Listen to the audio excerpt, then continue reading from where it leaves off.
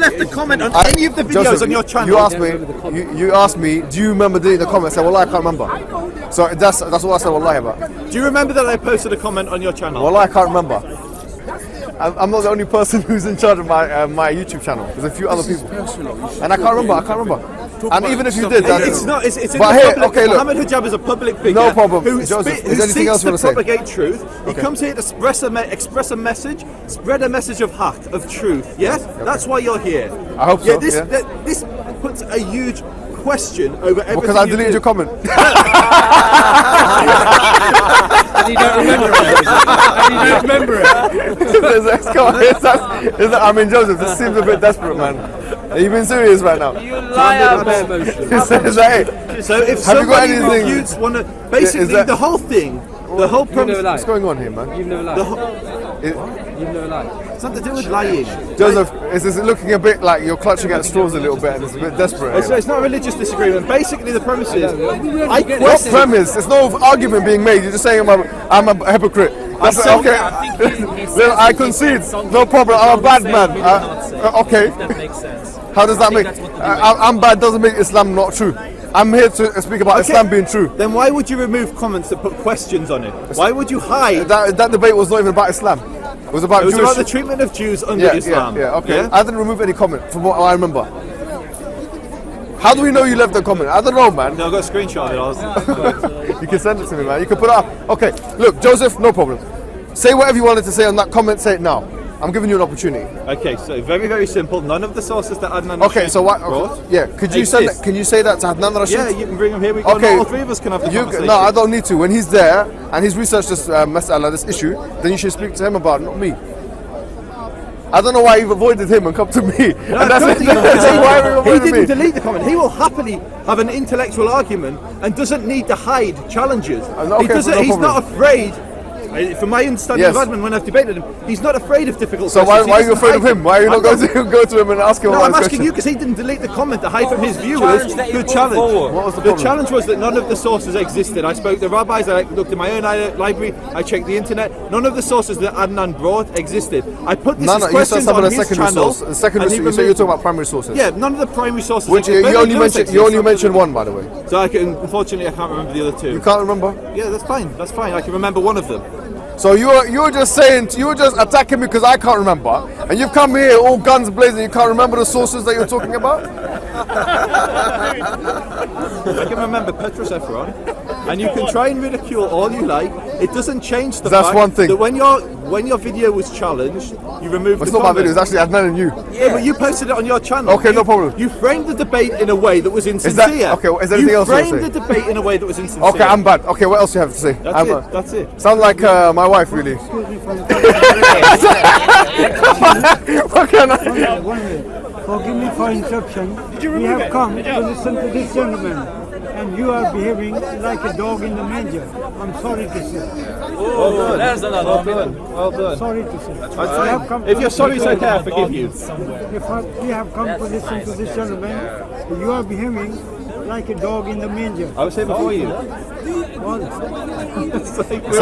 So Joseph, can you allow us to listen to him? Do you want to talk about something meaningful? Yes. So I thought that was meaningful, but we can talk about something else. Because I'm not here to defend myself. If you want to say I'm a bad man, I'm happy to take on the chin. We can talk about how when Islam comes under attack, you will do everything to evade and to distract than deal with the actual accusation. So what's Islam? Is Islam Muslims? Are you talking about Islam? Talking about civilization, or I would talk more about civilization, like throughout history. But we can also talk about the actual religion itself. It'd be rather whichever. But I would say whenever either of those come under attack, you will do everything in your power. Josie, you're a clever man. You're an individual that's done some education in this country. When you say the word Islam, and you refer to it as an inanimate, it's an entity, really. It's a set of ideas. Yeah, so you say it's like saying if Pythagoras' theorem comes under attack, Pythagoras' theorem attack and try and evade. It's not a living thing to react in that way, is it? It can only be enacted through people's actions, Muslims. Right? People defend their ideology. And if you're saying, I'm saying that your way of defending yours isn't sincere. No problem. I'm bad. No problem. There's very many bad Muslims. I'm sure you'd agree. There's many bad Jews as well. Yeah. Yeah.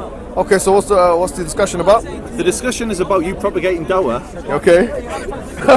So it seems like you've got a gun with no bullets in it, and you're just shooting.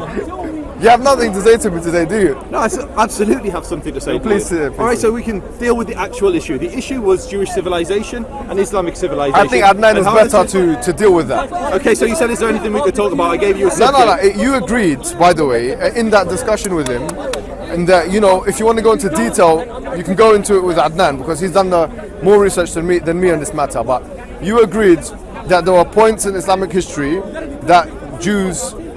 That were treated well, absolutely. And that they lived harmoniously with Muslims. So that's fine. What we're saying is that the Islamic empires that existed aforetime for 1,200 years or whatever it was, they had the propensity to produce that kind of result. So it's not always. What's that kind of result? A result of harmony between Muslims, Christians, okay, so and when Jews. the hadith talk about forcing the Jew to the narrow side of the road. Okay, so let's deal with that, right? So the hadith that Sahih Muslim, which talks about فَأَطُرُّهُمْ إِلَى side them, put them to the side of the tariq of the way, and Nawawi comments on this because he does a sharh of Sahih Muslim, and he says about this that this is in the context of war. So why does it talk about street? It doesn't talk about war anywhere. It doesn't say street, it says tariq, the pathway. Yeah, pathway. Yeah, no, but every hadith is surrounded by certain contexts. So An-Nawawi for us, he's a sharh. He does the sharh of the hadith. He's not an apologist. He lived a very long time, even before Ibn Taymiyyah. He's a person we take. So I'm giving you a scholarly source. You can check it. He's a Shafi'i. He says that this applies in the context of war. And this was connected to some of the wars that existed between the Muslims and the Romans at that time as well. And so why then throughout Islamic history, when there was no war, when there were times of peace, this has been enacted? Well, throughout Islam, look, Joseph, once again, you're a clever guy. When you say throughout Islamic history, I mean, there's so much history there to talk about in one breath. Why should a religion that's perfect be subject to such gross interpretation or misinterpretation? Well, I'm not conceding you the point that all of Islamic empires, from Spain to the Abbasids to the Umayyads to all of those empires, every single one of them had that kind of a relationship with Jewish people. I'm not conceding that to you, and I don't think you could prove that easily. I don't think I could, so we've got lots of Jewish writings from Jews who lived under different caliphs. Well, some caliphs might have done bad things, like the Muwahhidun and Murabitun, and I agree, I accept. They were very harsh with Muslims, and they were very harsh with Jews. Yeah. So I agree with that. But what I'm saying is, I'm not here to defend those people. I'm here to I'm not. I'm here to defend the Quran and the Sunnah. But that's what I'm saying. If the So Quran I'm telling and you, the my Sunnah interpretation can be perverted so easily. No, anyone can have a bad interpretation of things. But so only you have the. No, I quoted you a scholarly source. But this is the difficulty with this argument. If something is divine and from God, all right, and the perfect instruction for humanity, all right, yet it talks about things which, on the surface, seem pretty bad. So slavery, forcing people. So you talk about the Old Testament? No, we can go there. Absolutely, we can go there. No, hold on, because these things apply to the Old Testament. So I agree. And I can give you a Jewish explanation. So this argument applies to yourself, does it? Yeah, we can definitely go good. there. Right. But you're saying this is a religion from God that's perfect and unchanging. Yep. Yet Muslims throughout history have based, I would say, quite. You seem quite. What are you talking? Can you get to the point? I mean, we just gave an example of. And I've explained it. I say that I don't accept that interpretation. That's talking about war. It's talking about combat. And I've given you some scholarly sources. But there are many scholars who are more authoritative than you. So Ibn Kathir is an example. What does he say? He doesn't do a sharh of the hadith. He does a tafsir of the Quran. And Nawawi does a sharh of Sahih Muslim, so it's more applicable here. And by the way, Nawawi is more authoritative than Ibn Kathir when it comes to hadith because he was a muhaddith, whereas Ibn Kathir was a mufassir. Okay, and he came after him, by the way. And that's fine, but is he obviously not more authoritative than you, Ibn Kathir? Yeah, but I know he's more authoritative than Ibn Kathir in this. What I'm trying to say to you is, I'm not denying the. Look, before you do this, let me agree with you, right? Okay. There's verses of the Quran and ahadith that the Prophet narrated, which can be conceivably used, by jurists and lay people in order to create some kind of to create problems for different communities. Okay, and I think the same thing can be applied to every religion. I agree. And more specifically the Abrahamic ones, right? So, I would agree, and I think here's the distinction. And I'm just telling you, me personally, my personal opinion on that hadith is as follows: that it does not apply in a generic sense, even if Jews and Christians lived with underneath Islamic law. We could go through every single and one. I've given you my source, it's not from me. Jews being able to live in Mecca and Medina. We go to Muslims being able to capture slaves at time of war. Well, we could do with legalized rape. There's so many different areas which could be perceived by someone like you and myself as slightly problematic. So you said the third thing, let's just deal with the most egregious of those contentions, which is the third one you've mentioned, which can, I think, easily be repudiated. Rape. Yeah, so you said legalized rape. Yeah. So can you give me your source for this? So an example would be when you take a slave. A Muslim is allowed to have relations with his slave. Okay. And then there's a question on the status of the children. There's a question on...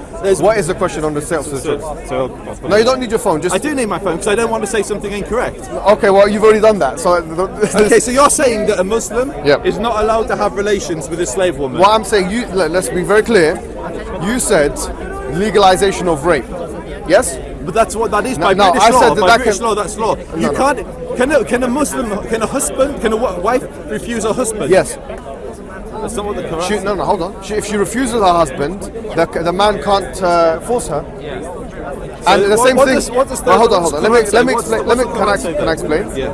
The And then Quran we'll doesn't go on to mention this. slavery. The word ikhtisab is not in the Quran. It talks about you go and plough a field or something from memory. Yeah, نساءكم حرث لكم فأتوا حرثكم أن شئتم. Your women are a tilth for you, so plough your tilth whenever you want. Yeah. But it doesn't mean that you can force them. So does a And woman need a consent? Yes. Can I give you? Can you show me? Yes. Yes. Speaks to that. Yes. So you said, and by the way, not only just at the time where there was indentured servants, they need to consent as well. Based on what hadith? Indentured servants or slaves? You can call them slaves if you want. I don't mind. I mean, no. What's the just for the But camera by the for way, myself? Can you make a distinction? actually, an indentured servant, from an academic perspective, is a type of slave. But it's a type of slave which is not, child slavery or something like that. But going back, No. Yeah. How does a slave that's captured in a time of war relate to what you just described? Yeah. So that's exactly. Can what the I'm slave who was captured at a time of war go free? talking about. Yes. No, they can't. Okay, no, you've asked me a question, then you've answered it for me. Okay, so I don't believe that's true. How Okay, can can a I? slave go Well, free? no, you've asked two questions, and I'm giving you the answer you don't want to hear. All right. So the first question you asked was, can a woman decide not to have sex with her husband? Yes, she'd be sinful for it, just like the husband. Okay, so you should be sinful. Yeah, no, hold on. Can you allow me? Yeah. The husband and the wife, when they engage, when they get a nikah, which is the contract of marriage, which many scholars say is a business contract. That's what it is in essence. Like Ibn Qudamah says that a lot of Hanafi say that. If the husband refuses the wife for no good reason, or the wife refuses the husband, it's exactly the same way either way. Because if there's no good reason, there's no marad, there's no disease or anything like that. The whole point of marriage is that you're meant to facilitate. It's meant to be facilitative. It's meant to make things easy for each other. Now, the reason why, by the way, sorry, Joseph, look, put it away if you don't mind for a second. Let's have a one-to-one discussion. It's not about just attacking Islam and this. Let's have a discussion, like, honestly. If you really want to learn and this and that, we can do it. No, I just need sources to respond because I'm not Muslim. I will definitely. I'm not an expert like yourself. No, I'm not an expert, but I'm quoting the expert. And the issue with last time was I believe Adnan didn't know his sources, so I just want to make sure what I say is I will correct. tell you exactly what. Can you look at me, please? I try and pay you the courtesy of looking at you. So, look, what I was going to say is that the question of rape is absolutely unacceptable in Islam. What's the evidence from that? The evidence for that is what Ash-Shafi'i wrote from the Quran and Sunnah. La darar wa la dirar. Hadith. You can't cause harm to yourself or reciprocate harm. You can't cause harm to other people. And so, based on this hadith, all of the scholars of Islam would say, because if you have sex with a woman, sorry to be very explicit here, but without her consent, without her wanting to do it, it's going to cause her harm. Would you agree? I would agree. Yes. But No. Yeah. And Ash-Shafi'i would agree. Malik would agree. And in fact, it's mentioned in their books, where both of those men, in the case of Malik, it's been narrated upon him, but in the case of Ash-Shafi'i, in his Kitab al source, his Kitab is called Kitab al where he says, with an indentured servant, if she refuses you, in other words, she does not give her consent, and you force yourself upon her, then you are actually you have a punitive punishment administered upon you. Now the second question you asked was, can an indentured servant be freed if they want to? And the answer to that is categorically yes.